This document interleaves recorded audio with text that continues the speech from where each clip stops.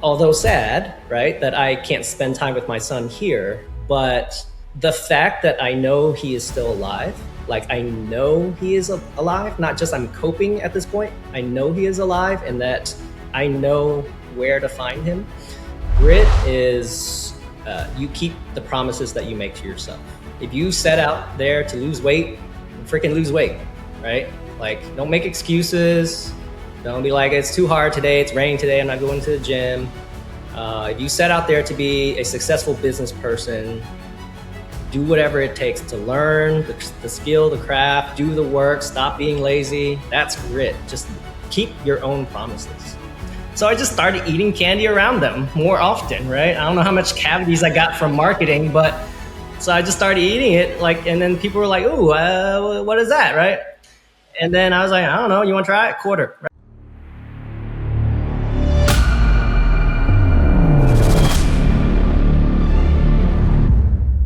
All right, today I'm joined by a good friend of mine, somebody I've known for a couple of years now. So I do have some insider knowledge, but nonetheless, I am joined by a good friend of mine, special guest that I'm just so ecstatic to have this conversation with today. He's a graduate from James Madison University, started his career as a database administrator, climbed the corporate ladder through various companies, left it to build his own company from the ground up and scale it to 9 figures and exited. Upon the exit, he pivoted again and became a 7-figure seller on the Amazon platform, doing 3 million plus a year.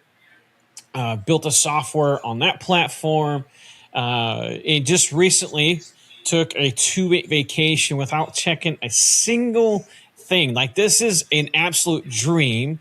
As I'm reading this, right? As I'm reading this is like an absolute dream of an entrepreneur. Father of 4, husband, a man of deep faith who has been more in the last few years, which I can personally attest to, than the average person faces in a lifetime. So, Kay, my dude, welcome to the show, man. Wow, I mean, what an intro. I didn't expect you to know that much about me, Karl. I do my homework, my man. I do my homework. I can tell there. Yeah, glad to be on. Where do you want me to start? You want me to start with kind of like my history, a little bit, how I got started, get into that, all that? Man, there's so many different routes we could go, right? But man, just take me in the audience real quick. Before, the pharmacy or the healthcare, the specialty healthcare company that you founded and exited, before Amazon, before any of this, you're a database admin at Shell and maybe a couple of companies, right? So what was life like in that season, and what did that first feel? Where did you feel that pull to get out of and do something of your own? Okay, great question. So, I think for me, my entrepreneurial journey really started in like the 4th grade. Wow. Nice. Okay. I was one of those kids that was very rebellious. I absolutely hated school the very first day I showed up. I can relate. And I was like, why am I learning this stuff? I mean, I was questioning a lot of stuff that, like a little kid normally doesn't question. Like, okay, history's cool, but how does it help me make money? Right? Yeah, exactly. So in the 4th grade, I started a little arbitrage gig. I didn't even know what arbitrage was at the time. So I was just, a normal kid eating a bunch of candy, right? And they had these blueberry blow pops. I don't think they exist anymore, but they would literally dye your mouth blue. Like, you can tell whoever's eating it, right? Yes, I remember those. Yeah. Yeah, it looks like you have like blue lipstick on. Yep. You're kissing on a Smurf. Yeah. Chemical dyes on steroids. But I loved them. I mean, it was so good. And then I just started eating them. And then they used to sell it at my local grocery store. It came in a bag of 20 for like, I mean, it was ridiculous back then. It was like $1 or something, you know?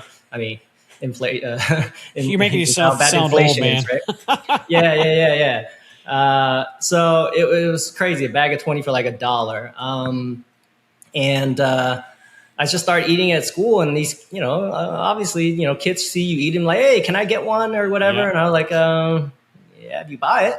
So they're like, how much? It's like a quarter, right? I didn't really even think about like, margins or anything like that. I was a little kid, right? So I was like, I don't know, a quarter, right? And they're like, sure. So they just start buying it for a quarter, and I'm like, wait a minute, I buy this whole bag of 20 for $1, and I'm selling each for a quarter. Who else would want this, right? Right.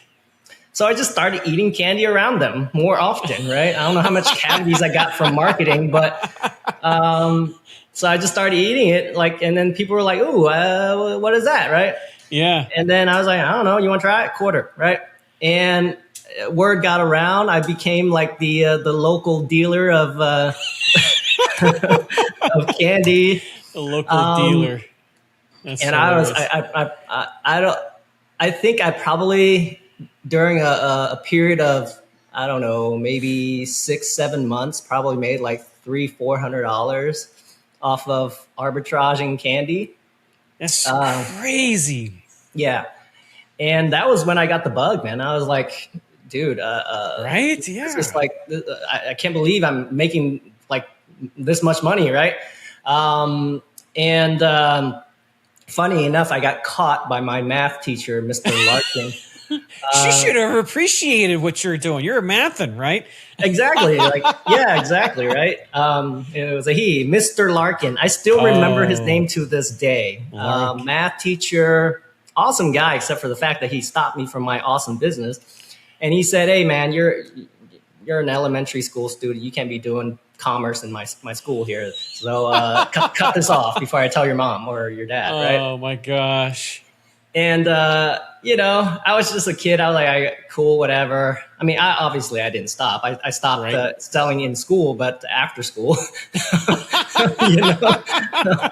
I can just picture you on the corner. Hey, you got the goods, man. You got the goods. You come out with a lollipop, Yeah. Oh my gosh. Yeah, I mean, it was amazing. But I mean, that got me even more enraged in that I was like,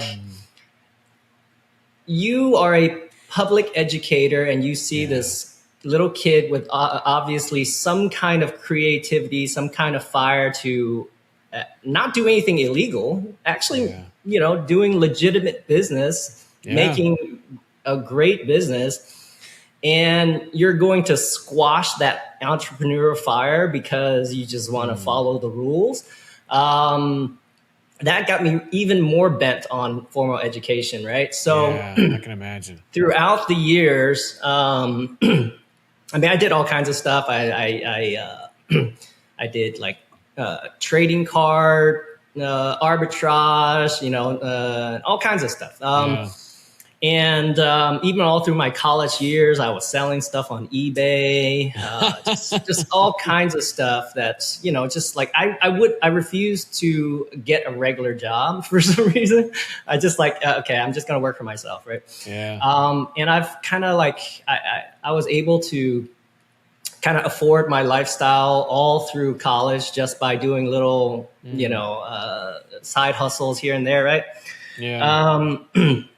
And I asked my dad, I was like, okay, it was, so we were immigrants, coming from Vietnam. I was 4, so really I can't remember anything back there. But nevertheless, my dad, he had to hustle. He had worked like 2 jobs, minimum wage, working in a dirty restaurant just to get us, through, a formal education. So He was like, I asked him, I was like, hey, I think I could go out and do something. I don't know what it is, but I don't think college is for me. Can I just, start something? And if it takes off, can I quit college? And he says, I worked really hard for you to get here. So at least just finish. Even if you don't use your degree, just finish Just and yeah. figure it out later, right? Yeah. So I said, okay, cool. So I kind of rushed through college, but all that time I just, average grades, but because I didn't try. Yeah. But on the side, I was like learning about what I wanted to learn, what I thought I was going to, do later. So Mm. I got all these computer certifications and stuff. I was kind of into IT at the time. Got all these computer certifications on my own. It wasn't required at any point in what I was learning in college, but Yeah. I just did it because I felt like I need to learn the skills. Mm. And then after college, I just followed the path. I did the corporate career, but I climbed up really really fast. Mm. I think within my fourth year, I was already making six figures as a Nice. database administrator. And it was just because I knew so much right out of college. I already Mm. studied all of that stuff ahead of time. And by the time I went into an interview, I mean, I was answering like advanced questions that I shouldn't be knowing, right? Like how to do. Mm. On top of that, I was very much a go-getter. I was like, even though I didn't have the job, but I was, I like, for instance, when I wanted to learn database, I would go get like, a copy of SQL Server or Oracle or something like that. I would do a Yeah. local install and I would play with it and really like practice it and hone the craft. I was reading like really advanced books on the subject. So people were asking me, simple interview questions when I was giving them like deep level, like engineer level type, It's like people crazy. who actually design the database software Wow. type of answers, right? Mm-hmm. And I had I interviewed. I think throughout my corporate career, I worked for corporate for 8 years, and I Okay. jumped 11 jobs Wow. and I've only had 12 interviews. So can you imagine the success rate of my interviews, right? Um, Yeah. That's crazy, man. yeah, and I jumped a lot of jobs because that was what was keeps pushing me higher and higher Yep. on that salary Yeah. Yeah. level, right? Yep. Instead of just sitting there waiting to get a Yep. raise, I just Yeah. jumped to the next job That's a good and got point. a more advanced job. Yeah, um, no, that's a good point. My wife and I were talking about that the other day is to not yeah. stay at any particular job for, extended period of time. It's a good point, man. Yeah. So, and I think the thing that fueled me the most was when I grew up, being in that environment where my dad didn't, couldn't really afford for us to have all the Mm. luxury stuff. It really pushed my motivation to do well in life. Not so much that I resented anything as I, was growing up, but I just didn't want to be in that environment, right? And I said, if Yeah. I have the ability to change my lifestyle, my destiny, I'm gonna do what it takes, right? So Sure. I've always had that mentality in everything that I do, and Nice. I think that fuel is what's missing from a lot of people because they've not been in Agree. that environment. I Yep. fear for my own kids because they're so spoiled, right? But but but yeah, that fuel has really brought me really far. And I think, in a way, it brought me too far, Mm. which I'll talk about it in a second. Yeah, definitely want to get into that. But yeah, during the corporate gig, I always knew I was like, okay, I knew this wasn't for me. Like, can you imagine making, and this was way back when, right? I Hmm. was making probably like $150,000 in salary and just being not happy, you know. That's crazy. The average person listening to you right now is like, "Are you nuts right now?" Yeah, yeah. It's just like every time I got called to a corporate meeting or something like that, I'm like, Mm. oh god, this is soul Yeah. draining. Like I just Yeah. like I couldn't stand it. So, um, weird thing enough, I was looking for a business to break out of. I considered a bunch of different things, and then all of a sudden, my wife's cousin was in the specialty pharmacy sales space, and he approached me and said that he wanted to open his own specialty pharmacy. Now, I had no idea what a specialty pharmacy was, but the opportunity really like piqued my interest. I was like, oh, okay, this is a really cool space. I never knew about it. And then I thought about, okay, where can I contribute to this space, right? By this time, I was a pretty advanced, IT professional. So I said, I went through all the processes and like what he was doing like manually or what he would have had to do manually. And I said, oh, I can improve this a lot. So I started automating a lot of the processes that we would have had to do, a lot of alerts, that was very critical to the business. And that evolution of that software, which was only used for our own business, we didn't sell it to anybody, but that software, and in combination of a little bit of market timing luck, but it allowed us to grow extremely rapidly. Like within 3 years, we grew from basically zero to $134 million revenue business. That's crazy. Yeah. That is crazy. Yeah, it was insane. The growth was insane. I didn't, and we were new entrepreneurs. We were really young. Like out of everybody in our space, I mean, people would just like kept calling us little kids, right? Like, I mean, because we had like our competitors, the underdogs. Yeah, I mean, our competitors, their CEOs were like 50, 60 years old from a corporate business that's neither of us were pharmacists. We opened a specialty pharmacy, neither of us were pharmacists, right? So we were like the young dogs, but at the same time we were making so many mistakes. Can you imagine trying to scale a business from 0 to 130 million and not have any business experience, not knowing how to, like, we didn't know anything about HR, compliance. Like it was just learn as you go and just, fix your mistakes as soon as possible. We scaled so like ridiculously fast. We had 100 and I think 150 employees or something like that. And I mean, it was ridiculous. I mean, I remember just, don't even think about payroll. Just my insurance bill for my employees was like $1.2 million. That's wow. So we had a lot of employees.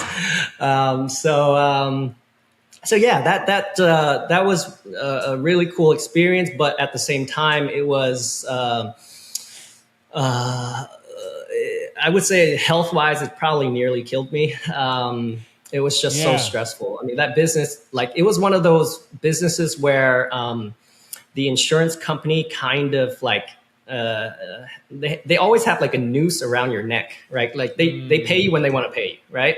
Yeah. So there are months where we're just making a killing, and there's months where we're fighting for cash flow. I mean, it was crazy, right? Because like one delay in an insurance payment from like, let's say a $30,000 drug, I mean, it's crazy, right?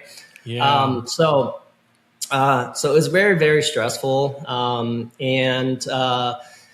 Unfortunately, as well as, with the whole Obamacare and everything like that, insurance just got progressively worse. Like they started paying way less. They started, cutting out coverage for a lot of people.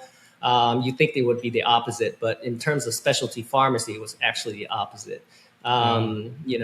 Specialty pharmacy is not like Tylenol, right? It's like hepatitis C drug. It's like hepatitis C type drugs, right? Like they're expensive, right? Yeah. So that cut us back down to, maybe nearly about, it cut us down really bad to like maybe the 30-ish million. And then we had to build back up to like maybe the halfway point, around 70 million or so. And still good, man. Yeah, but at that point, I've been doing that business for maybe like nearly a decade, and I just kind of had it. I'm just like, all right, I got to get out. Like this is not for me. Like I started resenting the fact that Ooh. I hated the corporate world so much that I built my own corporate world. You know, Uh-huh. I had to Yep. show up in a button shirt every day and had meetings about meetings and just stupid stuff like that, right? Yeah. And I just started hating it. So um, I just said, okay, I'm gonna sell my shares, get out, and successfully did that, and which was a huge blessing. But I had a period where I just really had nothing to do. I was just like, okay, what's my next thing? I'm gonna take 6 months off to kind of heal myself, because 10 years of abuse really wrecks you. Like, I didn't take vacations, I didn't do anything. It was just madness. So I took a moment to heal myself, kind of mentally, and then I don't know, I just divine appointment or whatever. I don't know. I stumbled upon Jim Cockram's podcast about selling on Amazon, and it. Can you imagine, like, telling your mom, like, "Hey, I'm gonna do this new thing," when she's like, "Where are you gonna do?" I'm like, "I'm gonna resell widgets on Amazon." And she's like, "Dude, you used to go to work in a button-up shirt, Yeah. 9-figure company, and you're gonna do what?" Yeah. It was just like such a downgrade, Yeah. Sure. Well, And let's put a pin in this yeah, for a second, because this has been a great story, great journey, right? But there are some points in here I want to capture, especially yeah, those that are listening, because there are some things I'm pulling out of this, right? Because you said this best yourself. You left a corporate world, and then you built your own corporate world. Meetings for meetings, and I could definitely resonate with that. And so, but you ended up exiting that and so forth. But paint me that picture. Paint the audience this picture, if you will. What did it feel like when the pharmacy was working and everything looked right from the outside, right? Because you alluded to earlier that it was leading you down a different path and you were getting miserable. So just give us a vivid picture. What looked right from the outside, but how did it feel on the inside? well, couple of angles. One is the rapid success was kind of like my dream scenario, right? Like, can you imagine growing up and not being able to buy a car toy, or having a car toy, to within 3 years owning several Ferraris, you know? Yeah. And the rapid success, I think, kind of ruined me in a little bit, in that I just became a hedonist. Everything was about pleasure and me, right? Like, it's just, and then it built up a severe level of arrogance, where I was like, oh yeah, I can do whatever I put my mind to. I am like the boss of my own world, kind of thing, right? And when the pharmacy business kind of came crashing down, in retrospect, I'm thinking, and this is kind of like how it shaped my mind today, is that you're kind of not in control of diddly squat, right? I agree. You can influence your outcome by hard work, by determination, by all things. But like, if you think about it, when I was $130 million entrepreneur, to the point where I was a $30 million entrepreneur, what really changed in me? Not a whole lot. In fact, I should have gotten smarter over time, right? Yeah, good point. My hard work, dedication didn't change. So what really changed, right? And some people were like, well, bad timing, market, and all that stuff. Well, I mean, maybe, but, or maybe it was something else, right? Yeah. And so that really wasn't the thing that really made me kind of, to get back to your question, it wasn't the downfall wasn't really the thing that kind of made me miserable, because we eventually got back up again, not as high as we were, but we did get back up again. Yeah. But the fact that I forgot what it was, why I love being an entrepreneur so much. It was because I could dictate and do whatever I wanted. Right. That was the main thing. Why was I hawking candy? I mean, I could have just worked for somebody, right? I could have mowed lawns true. like any other kid, right? Yeah. But, I worked when I wanted. I dictated my own rates. I was location independent. I could go wherever I wanted and sell it where I wanted it, right? Yeah. Whereas this corporate world was a corporate world. Although I own the corporation, that to me defeated what I loved about business, which was the freedom, right? And that was why when I started the Amazon gig, my mom couldn't get it. She was like, "Why? I don't get it." My sister couldn't get it. She was like, "Are you crazy?" Yeah. But they Makes didn't. Sense. They didn't understand what made me happy as a business owner was the freedom, right? Yeah, sure. Makes sense. Because I had the money, I could have just retired, right? I mean, I could have, yeah. Yeah, so I just live a low key lifestyle. I would have been fine, Yeah. I mean, you can always blow any amount of money, right? But yeah, that is true. But yeah, that was not what drove what drives me. So that was what essentially made me miserable, right? Yeah, makes sense. Real quick before we keep rolling, maybe life hit you hard. Business fell apart. Career isn't working out. Relationship ended. Health took a dive. And now you're staying in the rubble trying to figure out what the next move even looks like. Or maybe nothing blew up at all. On paper, you're winning, sure. But on the inside, something's off. If you're not in crisis, you're at a crossroads. And the playbook that built the life you have is not the playbook that builds the one you want. Either way, you're stuck. Not broken, stuck. Between who you were and who you're becoming. Most self-help just piles more weight on the load you're already carrying. I do not want to do that. I put together a free video series called The Grit Code Exposed, and I want to invite you to check it out. 7 short videos, that's it. The 5 laws that change everything for me and every client I coach. The same 5 that every person who's ever come back from the fire has walked through, whether they had a name for it or not. No fluff, no 90-minute webinar, no bait, just the free video series. You can start it tonight. Grab it at gritcodeexposed.com. One more time, gritcodeexposed.com. It's free. You don't need more hustle. You need the next version, and this is how you find it. Check it out. See if it speaks to you, and if it does, I'll see you on the inside. All right, let's get back to the conversation. Makes sense. Thanks for sharing that, man, because it really gives some insight. Because the person that's listening, they were like, man, I hear Ferraris, I hear this. It's like, but to your point, man, on the inside, it's like, man, you're dying, right? You're dying, and everything you initially built this life for is so out of alignment, right?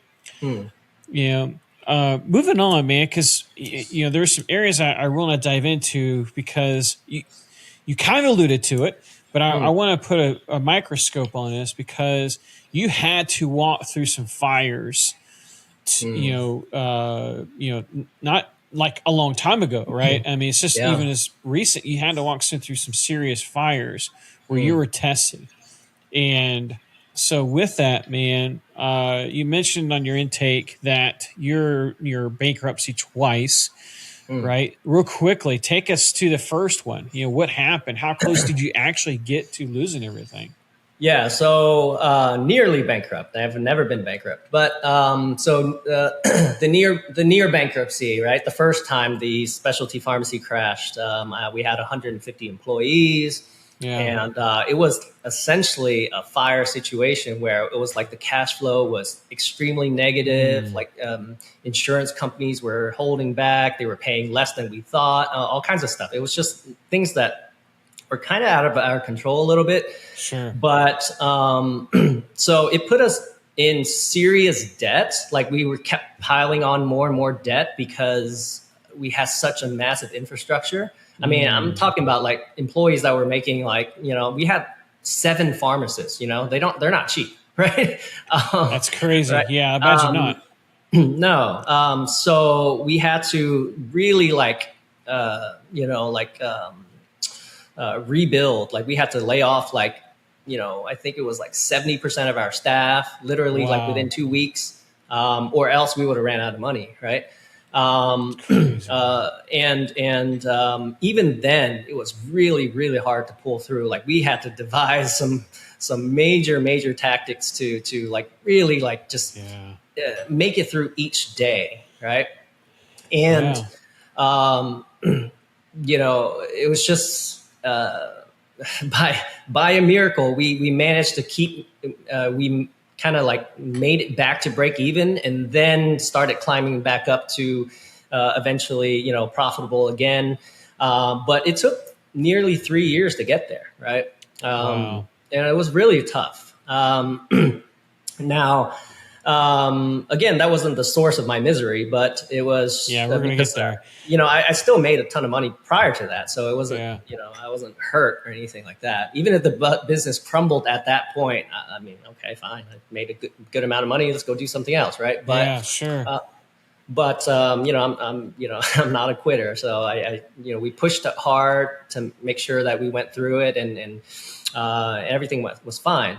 The second time that I was near bankrupt was actually with the Amazon space. Not I would say bankrupt as a business, never bankrupt as a no, person, I got you. But with the Amazon space, I started, I built that business really solidly the way that I should have built it, with wholesale, with proper online arbitrage, like vetting all the suppliers, like everything legit, branded wholesale, things like that, right? Yeah. And then I got into the whole shiny object syndrome, and everybody was talking about these branded bundling and all that stuff. Like, yeah, you can make so much money, you can control your own listing and all that stuff. And like, oh wow, I got to get into this. So I started dabbling into branded bundling, and then, funny enough, out of all the people that got busted, right? Like Amazon went into this period of time where they're like, we're going to make examples out of some people, not everybody, some people. Yep. And then they started suspending some accounts. And lucky me, I was selected as one of the few. Lucky you. Yeah. Yeah. So I got suspended for 6 months. Wow. And during that time, I mean, I was a high volume seller. So can you imagine like the credit card bills that were due and all kinds of stuff, right? And to be honest, if I didn't have like personal finances, I probably would have went down, right? So I was able to manage like, holding off the credit cards and just paying it off until like in the hopes that my Amazon account would come back. And I was pretty confident that it was going to come back, is because, I had an intuition that Amazon was just taking their time to redo their terms of service, because they were never clear with their terms of service in the beginning regarding bundling. So they were going through their legal mumbo jumbo, and then 6 months later, they finally defined it. And I knew at that point, I was like, okay, I know my account's going to come back. Because now they have a clear defined terms of service on bundling. And sure enough, within 2 weeks after they came up with that policy, everybody I knew that was suspended during that 6 month period came back. And I had to, again, rebuild everything that I, built and lost and everything. And, all is good now. But again, that's the second time I went nearly bankrupt. And again, if you think about it, what in the world changed? My determination didn't change. My business acumen didn't change. Things happen outside of your world. And and here's my biggest loss, I would say. Yes, let's get which into is that. where we're going to get into. Yes. So, as in the introduction, I am a father of four. I had two girls, and then I had a boy, and now I have a new baby, which is a girl. So four. Congratulations, by the way. No, thank you. But here's the thing about me is that I've had nothing but success, and even when I had kind of failures out of my control, I was able to crawl through it and then get back to my somewhat former glory, right? So, needless to say, I've never had a confidence issue. In fact, I have too much confidence, right?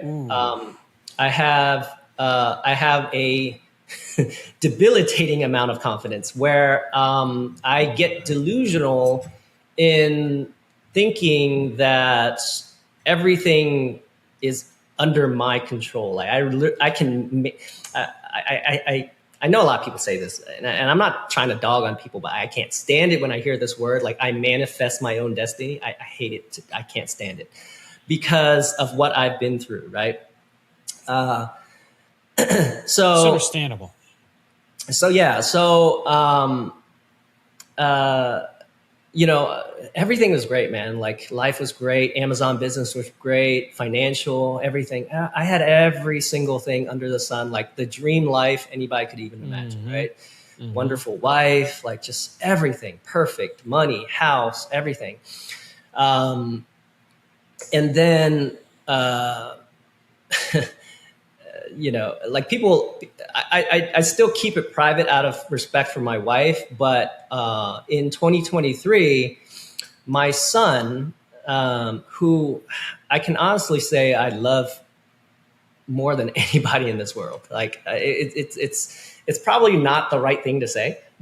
I understand where you're coming from. Especially you're when especially fond of him. I certainly understand. Yeah, it's just that just this boy was just he was just different, man. Like he was just like the most loving child you can ever imagine, and then he just had this spark in him, this personality that anybody, I promise, anybody that had ever met him just one time fell in love with him. He's just like this most outgoing, bubbly guy.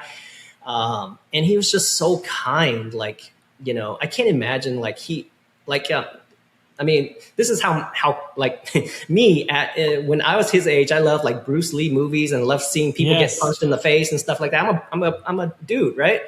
This kid cried on the Mario movie when Luigi was getting tortured by Bowser. He was getting his whiskers plucked, his beard plucked, and he was screaming out of pain. And this kid was like, I don't like it. I don't like it. And he just ran out of the room crying. Like he doesn't. Oh my gosh. He was such a sweetheart. Like I can't, anyway. But in 2023, literally by the act of God, he passed away. And it was an event where, to be honest, if I were to tell you, like, if you were to get a cold and not even have a fever and maybe threw up twice and then you died the next day, would you find that weird?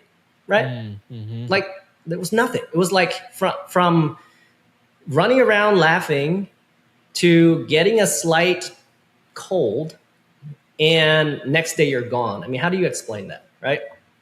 And later on, when I found out how it was, which I, you know, again, out of privacy for, you know, my respect for my wife, I keep it private, but it was one of those things where it's literally like getting hit by lightning. It was so incredibly rare that it just virtually doesn't happen. Right. And my world just broke down, man. Like I didn't care about anything when that happened. But one thing, it was just one thing that it was just like the most important question in my mind was, where's my son? Like, where is he? Right.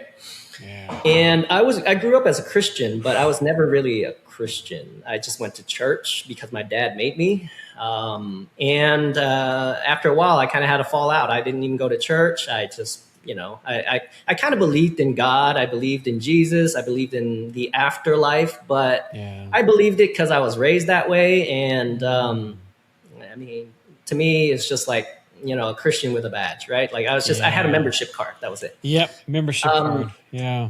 And when he passed, the most important question to me was, where is my son?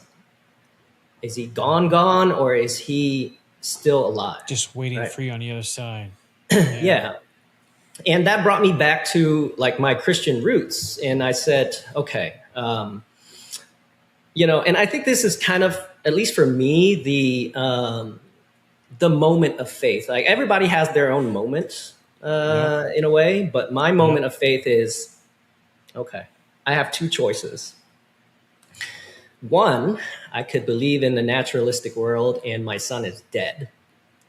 Or I can believe in the afterlife, the Christian belief, and my son is still alive. That is a no-brainer decision, don't you think, as a father? 100%, dude. 100,000%. No brainer. Yeah. So for me, that was the moment where I said, okay, I need to find out if this coping period is truly coping, or is there reason to believe in my faith, which is getting stronger and stronger by the moment, right? Yeah. And so, I mean, really at that moment, it was a coping period. It was a coping mechanism to be like, okay, if I had to pick one, I'm going to pick the better solution, right? Better outcome. Yeah. But it was pure coping, right? So I was okay. I was just, I was going through the motions, of course, because, just losing a child, and then my wife is broken, and then my children are broken, and then I'm broken. So a lot of things are happening, but, and I talk about a lot of this during I have a speech. I don't know if you later want to link it. That'd be cool. Yeah, absolutely. But I remember that. I have a speech about going all through this, but needless to say, there were many, many miracles shown during that period of time. And God used my wife, who was an agnostic atheist, to show her that he is real, right? That then converted me. Like through her conversion, like she had absolutely no reason to come to the faith. Yeah. Losing a child dude. Yeah. And even like when we lost a child, I was like, Brian's still alive, right? And she was like, what the heck are you talking about? Like, when you die, you die. What are you smoking? Yeah. What are you smoking? And without any intervention from me, God did all of that work, and she came to the faith, and now she's such a strong believer. And I think it was almost forceful in a way. It was like, you just listen to my speech. It's actually, I'll tell you a little bit more detail, but it was almost like, short of God just showing up in front of you, it was almost like that, right? It was so intentional, so detailed. And once I saw all of that, those miracles that happened to her, I would say it solidified my faith. And then, understandable. But being the way that I am, that wasn't good enough. So I then dove into the faith. I said, okay, I want to know, based off of evidence, not just what I want to happen, based off of evidence, is there a God? And if there is a God, is Jesus God, right? And I think that stemmed from when my son just passed, my brother-in-law, he came over, and I was talking to him about how I believed that Brian is still alive and I believe in God and all that stuff. And he asked me a really honest question. And at the time, I couldn't answer it, and I wish I could have, but I only know what I know. So he asked me a very sincere question. He says, there are thousands of religions out there. How do you know yours is the right one? And I answered it on a very surface level, but I was like, that's a good question. How do I know I have the right one? So I went on a very deep mission within, I think, a year or so of diving into all of the reasons or all of the evidence of, first of all, there was only two questions I needed to answer. Is there a God? And did Jesus rise from the dead? Right? If there is no God, doesn't matter if Jesus rose from the dead or not. Right? Yeah, exactly. And if there is a God and Jesus didn't rise from the dead, then he is not God. Then Christianity is false. Right? Everything that I was taught as a young kid about Christianity is false. And I would say I am extremely confident, basically 99.99% sure of my answer now, that I have sufficient evidence that there is a God and Jesus did rise from the dead. So that has now brought me to a point where I am although sad, right, that I can't spend time with my son here, but the fact that I know he is still alive, like I know he is alive, not just I'm coping at this point, I know he is alive and that I know where to find him. And this comes from, the Bible where Jesus says, I go away to prepare a place for you and you know how to find me, or you know the way there, right? Yeah. And that, I'll tell you right now, if you were to tell me you can be the next billionaire, I'll deposit $1 billion in your bank account right now, but your son's dead. Meaningless, like absolutely meaningless. On the flip side, it says you're going to lose everything you have and live as a homeless person, but you'll see your son again. I'll take that option any day, all day. Twice on Sundays. Yeah. Right? That's a great perspective that you just gave right there. I think this is one of the few episodes where the guest has done the most talking. And I'm not saying this because, this has been just massive value, massive impact, because there are a lot of people out there that are suffering from losses, right? And they're trying to find their way. They're trying to figure things out. They're trying to understand why. They're trying to understand all of these different things. But you just said something here that I pulled out of that wreckage, that you didn't see it as a coping mechanism, right? You decided on the path that you believed, beyond a shadow of a doubt, that there was you would see him again. Not just not just a coping mechanism, but that was just your belief, right? So with that, right, the belief in coping, to the person that sounds all that, that's listening to you right now, oh, that sounds all well and good. How do I do that, right? How do I literally dissect this and understand, is this really a belief, or am I just using this as a coping mechanism to get me through to tomorrow or next week or next month or even next year? Okay, great question. So I'll retrace the steps in a very summarized fashion for you, for your audience. If they are really interested, and I really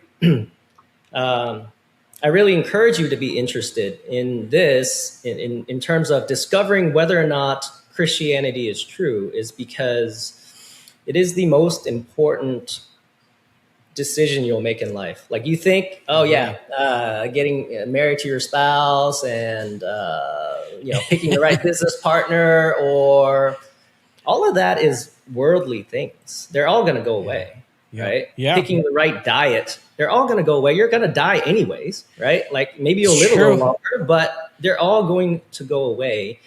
And if Christianity is true, then there is only two paths. Either you're going to be with God in eternity, or you're not going to be with God in eternity. And eternity is a very long time. It is. Right? Very long time.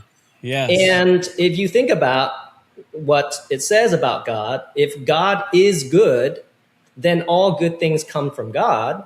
Then where he is not a very good place, right? It is not that God created a horrible place. Yes. It's God is not there, right? Yeah. So if air conditioning is good and that comes from God, then this place must be really hot, right? There's only, it's only logic, right? Without even talking about biblical stuff, that's only logic, right? Yeah, especially here in Florida, South Florida. So here's how you can really determine, right? And I really recommend several books that you should read. One is I Don't Have Enough Faith to Be an Atheist by Frank Turek and Norman Geisler. That really answers the question, is there a God? Because it really boils down to two options, okay? Is God the uncaused first cause, or the universe is the uncaused first cause, right? Because there had to be the first thing that created everything, right? You can't just keep infinitely regressing because, if there's a God that made God, then who made that God? Then who made that God? Then who made the other God, right? Yeah, good point. Yeah, you have to stop at some point logically, right? And that book presented, I would say, an extremely sufficient amount of evidence based off of science, mind you, that God is the first uncaused first cause. So that answers the first question. I highly recommend that book. Makes sense. Another book I would highly recommend is The Case for Christ by Lee Strobel. And if you don't know about Lee Strobel, he himself was an atheist.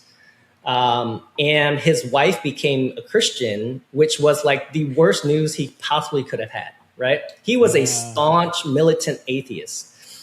And he says, I'm going to have to divorce this woman. Like, there's no way. Like, I can't live with a Christian, right? Yeah. So he was hell bent on destroying her faith. He said, I am a professional journalist. I'm going to find all the evidence that proves that Jesus either never existed or never rose from the dead. And after years of research, I think like 3 years of research, he became a Christian. That's crazy, man. Because he says the evidence is too overwhelming, right? Yeah. So I recommend those two books if you are kind of struggling in deciding your faith. Now, there's plenty of other books I could recommend to you, but those two are the ones that I would say were instrumental. Yeah. That's really good. Man. Now I'm going to throw this one in there. I'm just going to throw this one in there because this applies to business. All right, I'm sure this is a largely a business podcast. So, to me, before the evidence, the seed to everything in life, right, is the why. Yeah. Right. Yeah. Like, why? Why do you want this thing? Right. Yeah. And to me, like I just said, right, I had two options. My son is dead or my son is alive. Well, that's a big enough why for me, right? Exactly, man. Exactly. But so if you are interested in the faith, right, to understand to whether or not this faith is real, then you need to really search your soul and say, if there is a God, and I might be wrong, am I okay with the consequences? Yeah, that's a great question, man. Yeah. And I think you can take this throughout all of your life. And I think this is what serves me well in terms of business, in terms of everything. I mean, I know you, my man, have been on a health journey and working out and everything. You look great, man. Thanks. For 2 years during that period where I lost my son, I really let myself go.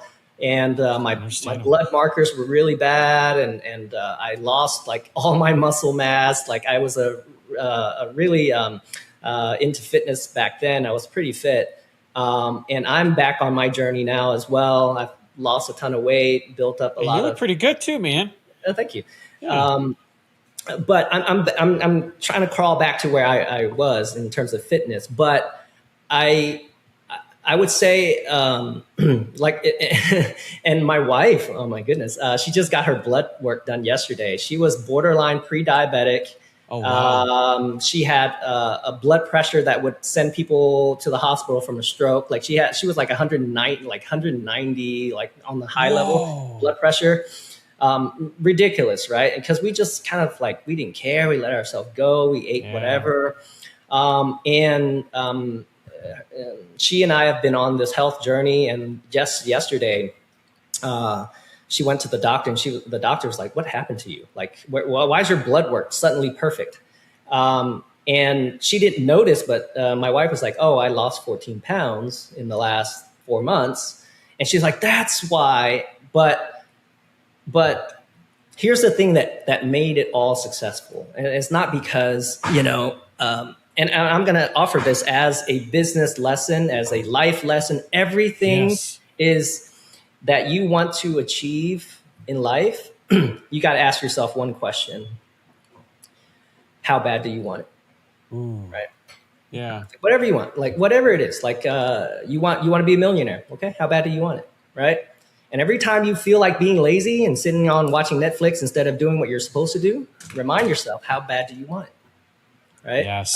If you're trying to lose weight and you're like, oh man, my legs are sore, I can't do this next squat. Well, how bad do you want it? You want to die, or you want Yes. to do the squat, right? Yeah.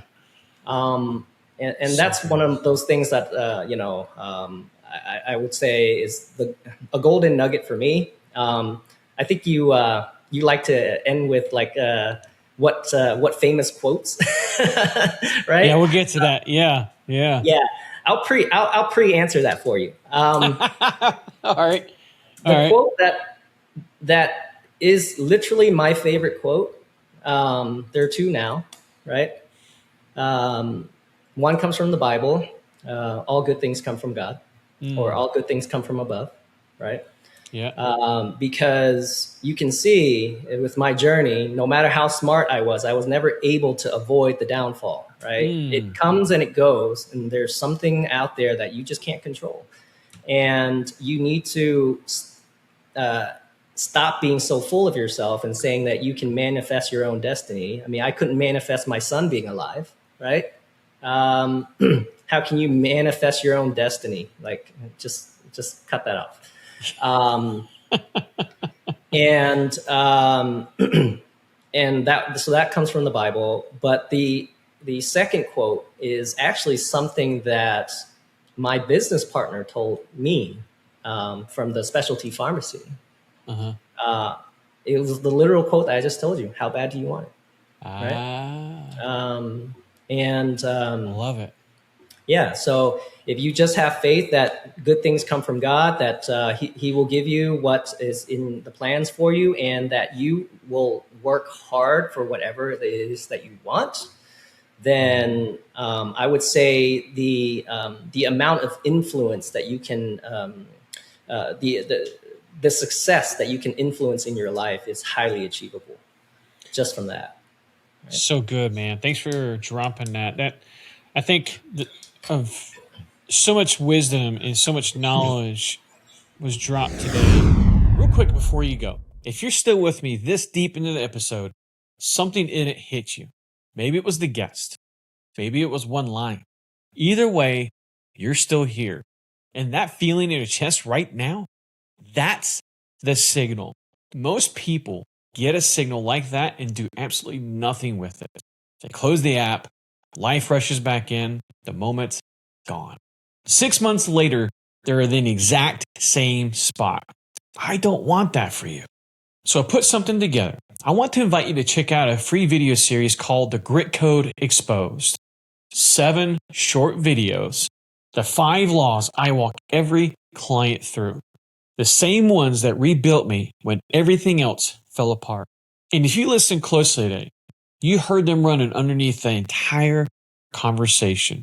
Because everyone who's come back from the fire walks through these 5 laws. Some find them on their own, some get help, but the laws don't change. free video series. You can start it tonight. No fluff, no 90-minute webinar, just the series. And if you're going to do something with what you heard today, do this before life talks you out of it. Go to gritcodeexposed.com. One more time, gritcodeexposed.com. And hey, before I let you go, thank you for riding with me this long. It means a lot more than you know. Thank you.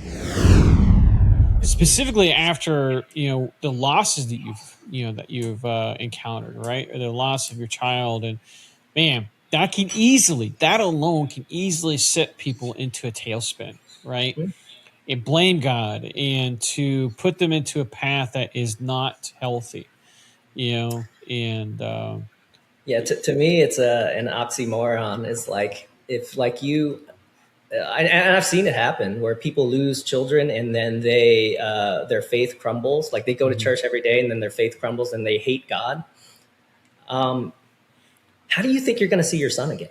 That's a good point. Yeah, that's a great point.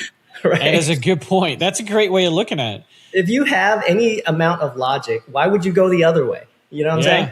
So that's a good point. And to me, here's another thing: is it was a quick reminder to me that don't focus so much on. I mean, it's important to focus on your finances and everything like that, but it's not the ultimate, right? Like if God is real, and Jesus is God, right? Then the Christian God of the Bible is real. Then you need to realize that everything you have here is such a temporary thing that will not last. Like there's nothing here that will last. Your health, your finances, your friends, your family, nothing here will last. The only thing that will last is whatever makes it to the other side and is living with God, right? Yeah. And if that is the most important thing, that's why Jesus says that store your treasures in heaven, not here. Right here, the vermin will eat it up, right? And it's here to rot. So that's why for me, that's the faith is the most important thing, is because now it's kind of like a veil and just taken off of my eyes. It's like I see the world very differently now, where it's okay. It is a meaningful place, not just a temporary stopgap, but it is a meaningful place. But live it in a way that would please God, and live it in a way that you would be proud that when you do face God, that you said, I did the best I could, right?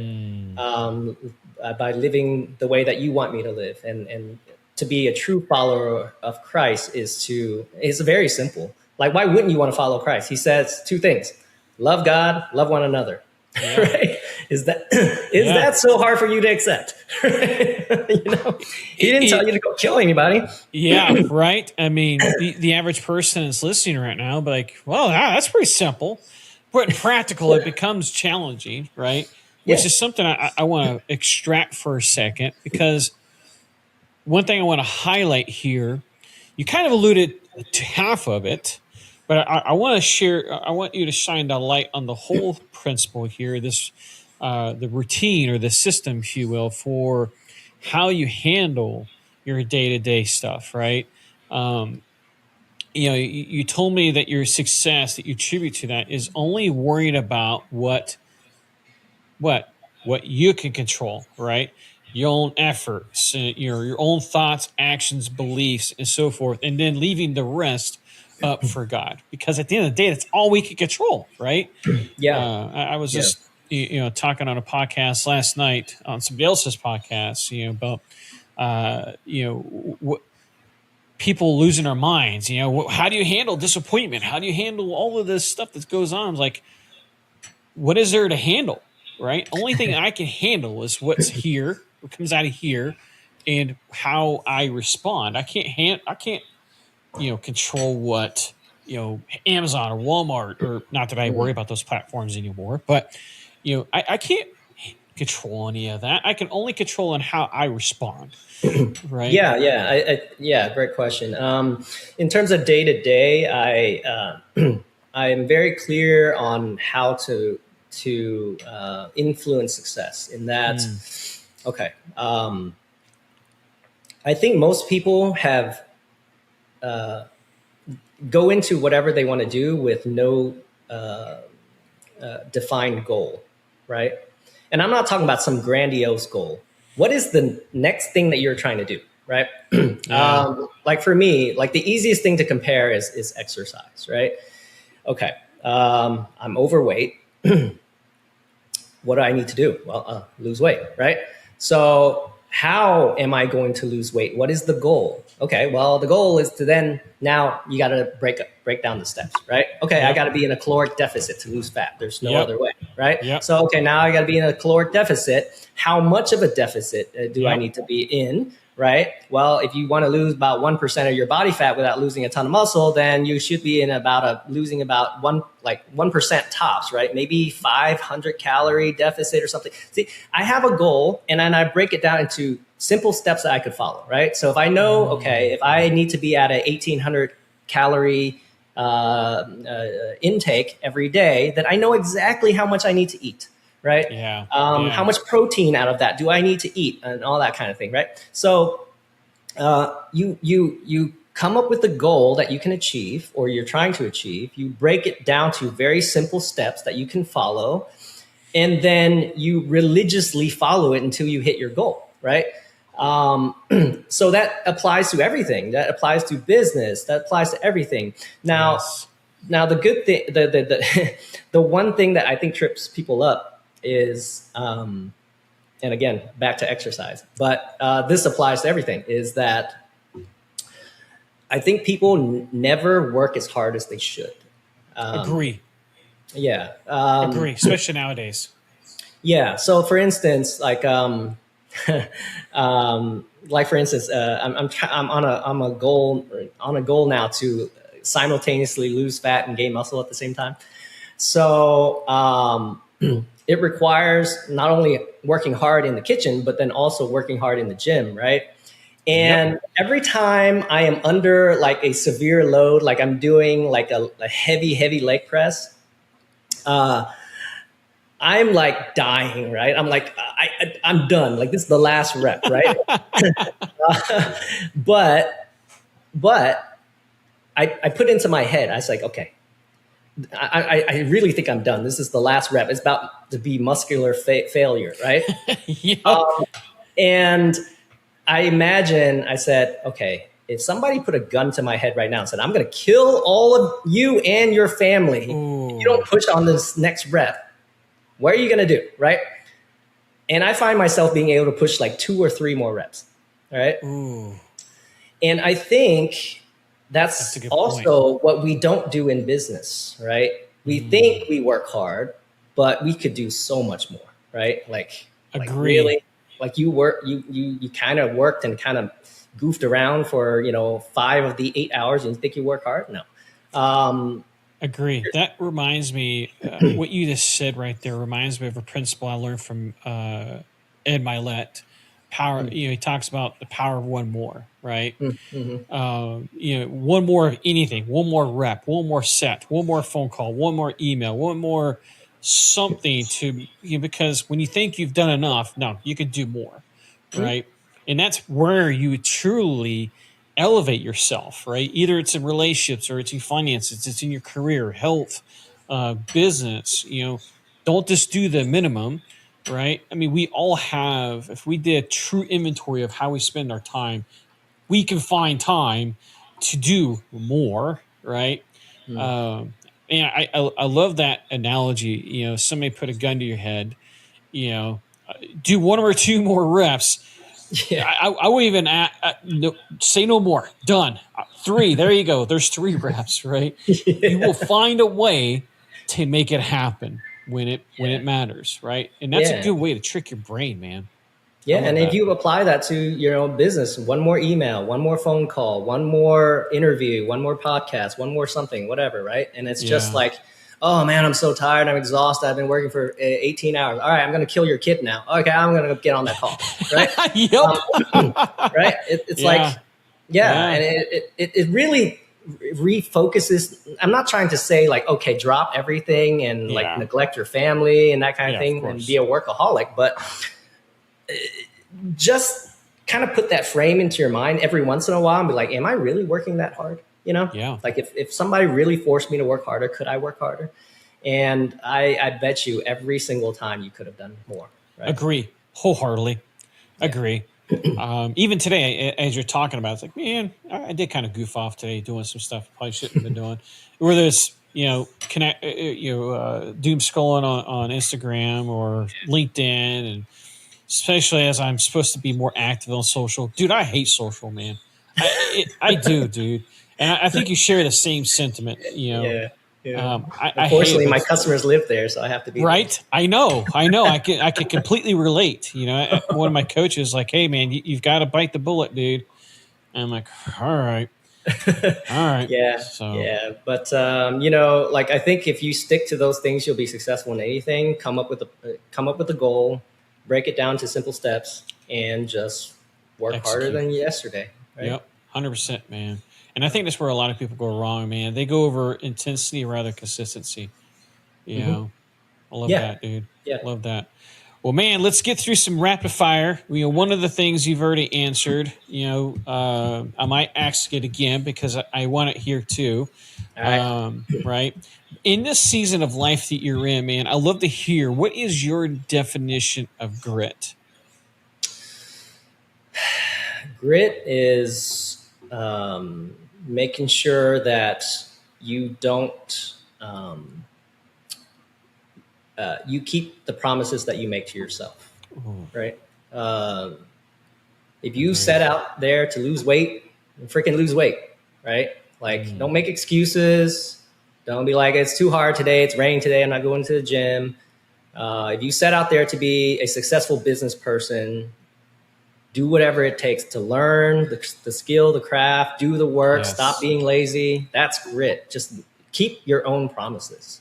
Right. Yes. Love it, man. Yeah.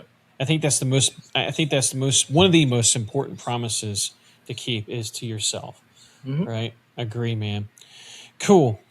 There is a lot of chat about adding, right? Adding this, adding that, adding this, whether it's systems, beliefs, whatever, processes, strategies. But I'm also of the belief, especially in this season of life, that addition also requires subtraction in order to level up. Subtraction of maybe beliefs or some type of friction or something you've had to unlearn. So anywhere in your season, what is something, or even now, what is something you're actively learning or trying to train yourself? I hate to use the word trying. I know you can resonate with that, but what is it that you're actively working towards to remove so that you can level up? Oh boy. I'm trying to remove, I think, with any entrepreneur, this disease we have called shiny object syndrome. Mm, Um, yes. Extreme focus and not deviate from the plan, right, is something that's like just the first question, right? It's like come up with a plan and follow it and stick through it, and then make sure it is successful before you move on to the next thing. And Yes. we're building a software platform through P Mercury, and there's so many things that we can do. Oh, new feature. Let's bring in user onboarding experience. Oh, let's bring blah blah blah, a bunch of stuff. Right? Just pick Yeah. one thing and excel at it before you jump onto the next thing. Right? Agree. And so that's one of the things that I always have to like refocus and make sure I don't jump onto the next thing before I've already done the whatever task I assigned for myself. That's awesome, man. I think that's something that, like you said, man, every entrepreneur struggles with is staying laser focused, especially in a world of constant distractions that we live in. Yeah, Right. So yeah. thanks for sharing that, man. I know you said it earlier, but I want to actually make it heard again. What is that quote or directive? I think you said you had two of them. All good things come from above. That comes from the Bible. And I truly believe in that because, I'm the opposite of manifesting your own destiny. Like God manifests what he wants you to manifest, right? Uh-huh. And the second one is no name author. How bad do you want it? Right. No name author. How bad do you want it? We'll say Kang, said that. So awesome, man. Yeah. Awesome. Well, thanks for sharing it, my dude. All right. So this last question is a two-part question. I kind of prepared you in the green room before we hit the record. For those that are listening for the first time, or maybe you've heard this a few times, I love to give my guest an opportunity to ask my next guest a question. And guys, the lineup is completely anonymous, right? And if you've been listening for more than one episode, you would know that this question has been landing perfectly so far. And again, the lineup is completely anonymous. So, my dude, before I run into the question that my previous guest asked for you, I'm just going to ask you straight up what your question would be, because sometimes I tend to forget to ask. So, what would you love to ask my next guest? What is the true meaning of life? Ooh. And I was asked this a long time ago, and I couldn't answer it. I was like, happiness, legacy, success. But and I'm going to preface that, kind of add to that question. If all if all worldly things go away, what is the meaning of life? If all worldly things go away. Love it, man. That's a great, man. I think that's one of the best questions I've had, dude. Be honest. Get you thinking, right? It does. As you said that, I'm like thinking. I'm like, yeah, you stumped me. Can I answer that for myself? Can I answer that for myself? Yeah. Can you answer that for yourself? Sure, go for it. Yeah, I think the true meaning of life is to know God and to make him known. Because what else matters at that point? If everything goes away, your health, your wealth, your family, your friends, everything except for your soul, what else matters, right? Agree. And to hear that phrase, well done, my faithful servant, right? Mm-hmm. Well done, my faithful servant, because you're a good steward of your resources, talents, story, all not just financially, but your everything with you, your talents, your gifts, your story, everything, the things that you have. So David Forrester, for my previous episode, had this question for you. And as I'm sharing this with you, it's like, man, I can't wait to hear this answer because it's so good. Was there a unique moment or a unique tool in your season and in your journey that cleared the fog for you? In what aspect? Business or in just life general kind of thing? You choose, life or business. Well, I've already talked about the faith stuff, so let's focus. Let's do business. Clearing the fog for me was when I realized that running headfirst, no matter how hard, without a plan and direction is fruitless. Like nobody gets in their car and says, I'm going to go to Miami, and then just say, I'll pick a random direction, right? That's true. That's so true. So having a game plan and breaking down the steps is everything. And of course, following through is everything, but it starts there, right? Yeah. And that goes with anything, losing weight, building a business, everything. I think too many people run around kind of like with the mentality of I have the determination of fire and all kinds of stuff, and they just kind of randomly do things. And man, thanks. You got me choked up, man. This was good, man. Yeah, so if you're in the Amazon space, you're doing reselling, and you want a system that really simplifies everything. It connects all of your tools together. Like, I mean, not all of your tools. It basically replaces all of your tools from Chrome extension to uh,